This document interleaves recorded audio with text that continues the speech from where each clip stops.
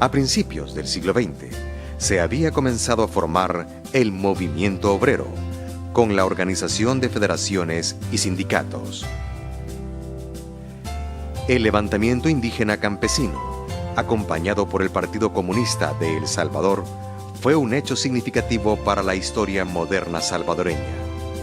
Siendo farabundo, Martí, quien los conocía muy bien los planes de que se intentaban organizar, cae preso días antes.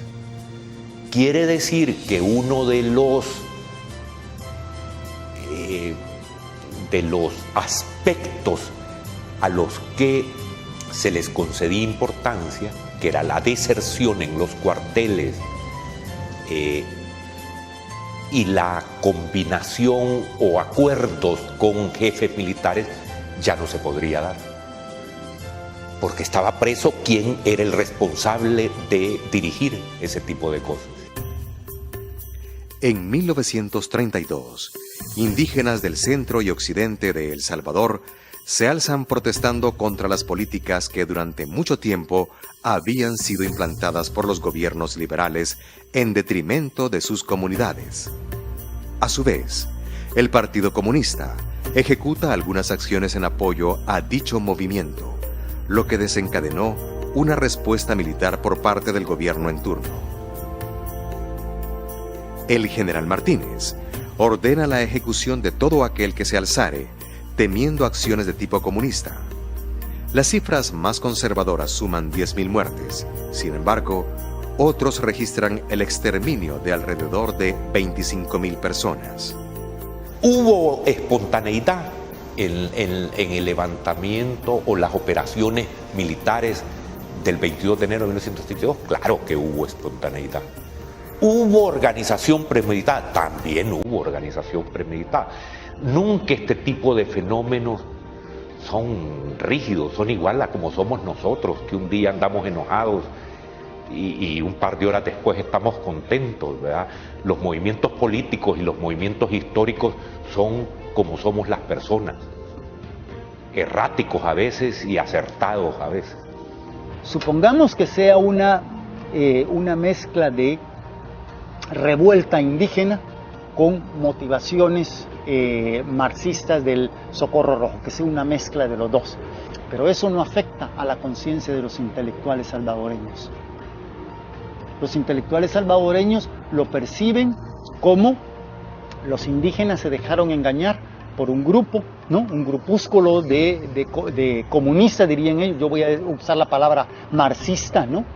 Porque uno puede ser comunista, y ellos siguen estas enseñanzas, se desvían porque no tienen una conciencia de lo nacional. Posteriormente, y dejando sentir su régimen, el general Martínez emite varias reformas con el fin de sacar a flote una economía golpeada por la crisis del café. Nacionaliza el colón. Antes cada banco emitía su moneda. El Banco Central de Reserva emite el colón, pero ya como moneda respaldada por el Estado. Sí, logra una reorganización económica que le permite esos 13 años de gobierno. El general Martínez estuvo al frente de la presidencia durante 13 años. En abril de 1944 se produce una sublevación cívico-militar, dando inicio en mayo a una huelga pacífica conocida como la Huelga de Brazos Caídos. Sin embargo, la salida del general Martínez no desmarcaba a los militares del gobierno, que se mantuvieron hasta 1979. Porque Martínez tuvo dos aciertos. Primero, ya le demostré, ¿no?, con esos documentos, que todos los intelectuales lo apoyaron. Ahorita ni el gobierno actual de El Salvador tiene el apoyo, el aval completo de todos los intelectuales trabajando por una causa. Y luego, él propuso un proyecto de nación basado en lo popular campesino indígena. Eso es Salarrueso, Cuentos de Barro, eso es Mejía Vides, Chimalco, ¿no? Eso es María de Barata. El capitán le dice, mi general, le pedimos su rendición. Hernández Martínez le responde que poco me conoce, capitán, aquí vamos hasta el final los dos. Uno de los presidentes que dejaría su huella en la historia del país por una serie de reformas impulsadas fue el teniente coronel Óscar Osorio, que llegó al poder luego del golpe de Estado de diciembre de 1948 que derrocó al general Salvador Castaneda Castro, poniendo fin así a su exilio en México. Una etapa de modernismo se abría paso en El Salvador a través de medidas concretas en la política social, como la creación de los institutos, del seguro social, de vivienda urbana, de colonización rural y regulador de abastecimientos.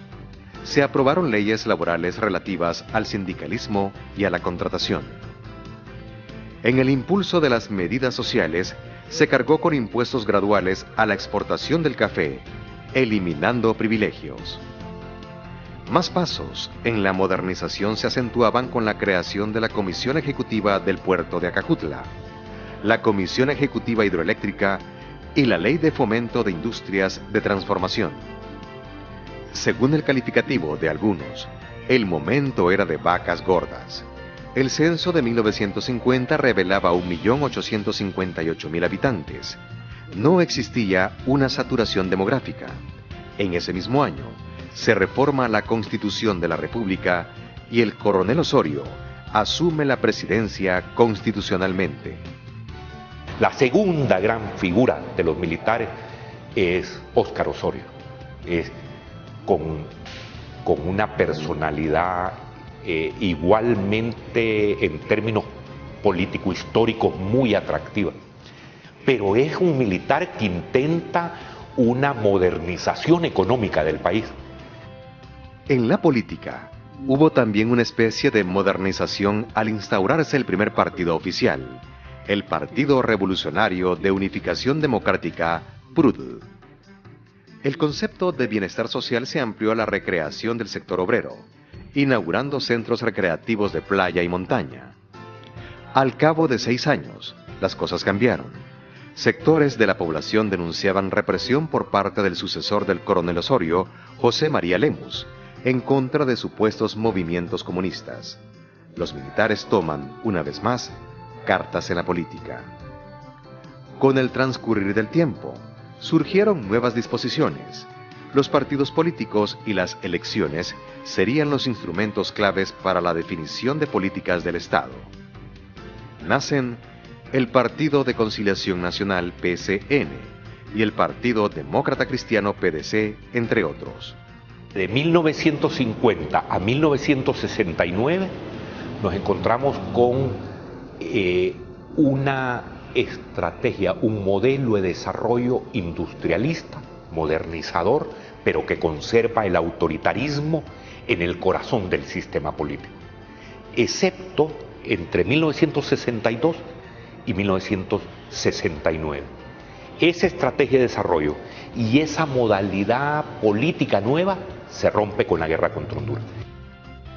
Para 1960, cientos de salvadoreños migran hacia Honduras en la búsqueda de beneficiarse con tierras que el Estado estaba dejando en manos de la población, lo que a la larga desencadenó problemas bélicos entre ambas naciones. Entre 1969 y 1972 tenemos una recomposición general en el país, en las direcciones políticas, intelectuales y sociales del país.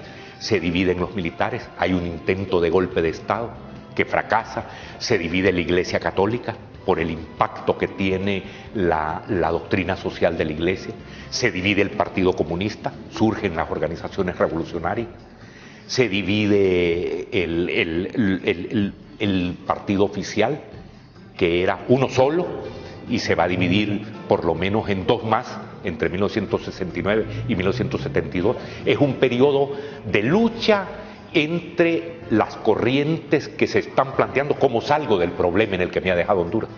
En ese momento creo que fue la decisión más adecuada. No había posibilidad si la gente no se estaba muriendo. Si vemos los documentales de ese tiempo, había un asunto que se llamaba La Mancha Brava en Honduras, que hizo destrozos de salvadoreños. Hay empresarios salvadoreños que perdieron todo su capital. La guerra contra Honduras marca un periodo de crisis histórica.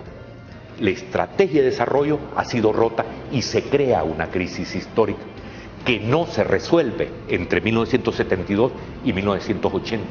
Al no resolverse la crisis histórica, vamos en deslizadero rápido hacia la guerra civil. En la década de 1970, hubo una acumulación de problemas sociales y políticos, algunos heredados, como por ejemplo, el incumplimiento de cambios en el sistema electoral, pero también el crecimiento demográfico, con la escasez de tierras cultivables, abonaba a los problemas. El embajador norteamericano Henry Cato, un miércoles de 1972, de marzo de 1972, no sé si es el 8 de marzo, felicita a Napoleón Duarte, esto creo que fue un miércoles, felicita el triunfo electoral de Napoleón Duarte. Al día siguiente, el Tribunal Electoral declara ganador al coronel Arturo Armando Molina. Entonces el fraude fue tan descarado que eso aprovecha la guerrilla. Entonces nosotros dijimos, aquí hay dos opciones.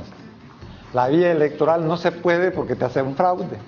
Entonces solo queda la lucha armada.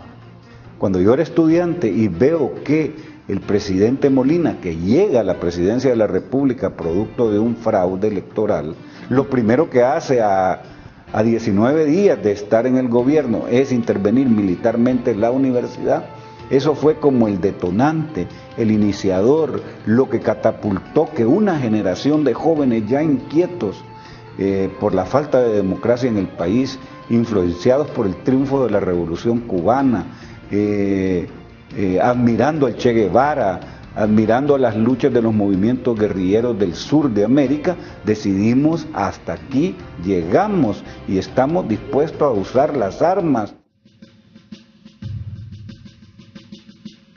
Después de 1977, los acontecimientos surgían con mucha rapidez.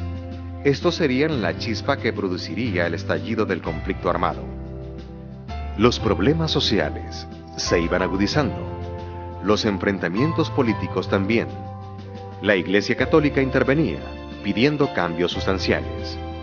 Pero al ver que su voz caía en el vacío, decidió enviar mensajes más directos, esta vez al ejército y al mismo gobierno de los Estados Unidos. En voz del arzobispo Óscar Arnulfo Romero, a través de sus homilías, pedía un cese a la represión armada contra civiles. El 23 de marzo de 1980, el arzobispo predicó un sermón particularmente fuerte. Yo quisiera hacer un llamamiento de manera especial a los hombres del ejército y en concreto a las bases de la Guardia Nacional, de la policía, de los cuarteles. Hermanos, son de nuestro mismo pueblo, matan a sus mismos hermanos campesinos. Y ante una orden de matar que dé un hombre, debe de prevalecer la ley de Dios que dice no matar.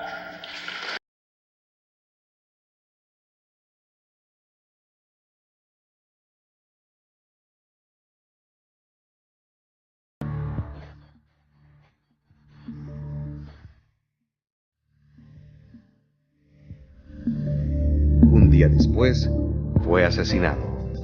Este suceso se convirtió en el último paso que llevaría al conflicto armado.